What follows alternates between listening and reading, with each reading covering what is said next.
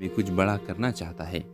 Viewers, کہانی کے آغاز میں گلشن اپنے دوستوں کے ساتھ بازار میں شاپنگ کرنے آتی ہے۔ وہ کسی کام کے دوران اپنی دوستوں سے الگ ہو جاتی ہے اور بازار کے ایک بھیڑ والے حصے میں کھو جاتی ہے۔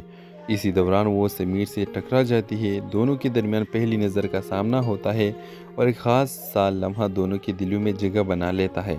سمیر گلشن سے معافی مانگتا ہے اور گلشن شرماتی ہوئے آگے بڑھ جاتی ہے۔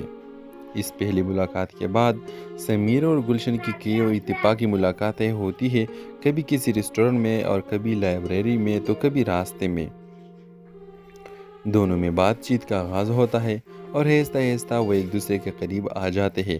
گلشن کو سمیر کی سادگی، ایمانداری اور مثبت سوچ سے محبت ہو جاتی ہے، جبکہ سمیر کو گلشن کی معصومیت اور اس کے خوابوں سے متاثر ہوتا ہے۔ دونوں میں محبت کا رشتہ پروان چڑھنے لگتا ہے اور وہ مستقبل کے خواب دیکھنے لگتے ہیں۔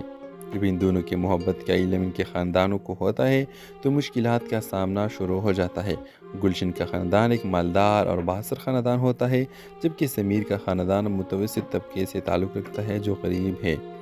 گلشن کے والد یہ رشتہ قبول نہیں کرتا کیونکہ ان کے خیال میں سمیر کے ان کی بیٹی کا معیار کا نہیں۔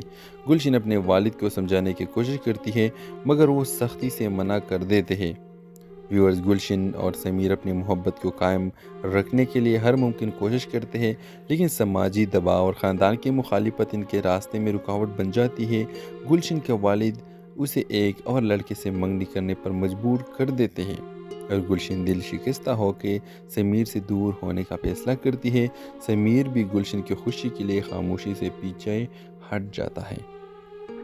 ویورز، کچھ سال بعد گلشن اور سمیر دوبارہ ایک دوسرے سے اتفاقاً ملتے ہیں۔ ان دونوں کی آنکھوں میں اب بھی وہی محبت ہوتی ہے، لیکن حالات نے انہیں جدا کر دیا تھا۔ وہ ایک دوسرے کے لیے دعا کرتے ہیں اور اپنے راستے پر چل پڑتے ہیں۔ اس بے وفائی محبت کی یادیں ہمیشہ کے لیے دل میں لیے۔